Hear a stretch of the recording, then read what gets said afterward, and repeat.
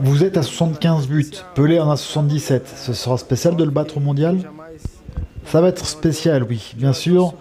Aucun jour ne va dépasser le roi Pelé, selon moi. Mais je suis heureux d'arriver à battre ce record très important. Em gols, poder chegar a uma marca tão importante. Ah, muita gente me inspirou, né? Mas Pelé sempre foi Pelé, né? Não tenho o que falar.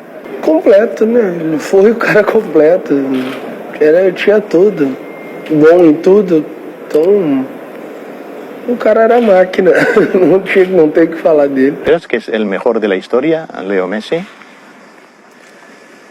Para mí el fútbol es un momento. Cada uno ha sido el mejor en su momento. Pelé ha sido el mejor en su momento, Maradona en su momento, Romario en su momento, hay otros demás de otros países que fueron en su momento. Creo que cada uno ha sido el mejor en su momento. Pelé è il calcio per noi, perché Pelé per me personalmente, io non l'ho mai visto giocare, ma ho giocato contro mio padre ed è rimasto il simbolo del calcio, quindi Pelé per noi è eterno. Pelé, que dire, légende. Je l'ai jamais rencontré, donc j'espère un jour pouvoir le faire, mais voilà, légende du foot, légende brésilienne, légende internationale, peu importe ce que je vais dire, ça va pas être au niveau de la personne et du joueur qu'il a été. Et voilà, même si on l'a pas vu ou je l'ai pas vu en direct, on a vu ses vidéos, ses buts marqués et c'était quelque chose d'exceptionnel. Quando olho os vídeos do Pelé, eu falo para meu pai e olho os vídeos do meu pai, alguns, não tem muitos, não para olhar, e de outros jogadores, grandes jogadores daquela época, e os movimentos dos jogadores eram movimentos diferentes, mas o movimento do Pelé era igual a movimentos na época de você e da época de nós. É verdade. Que isso é difícil. Porque você olha outros jogadores e jogam mais lento, tem outros movimentos. Ele não, ele já estava adiantado. Ele tinha esses movimentos como Messi, como Maradona, coisas que você não olhava nessa época. E aí, para meu pai, o Pelé foi o melhor, não? Você acha que, sempre você falou que Pelé é o maior da história, que Messi está perto dele? Não, Messi está perto do Maradona. O que isso quer dizer?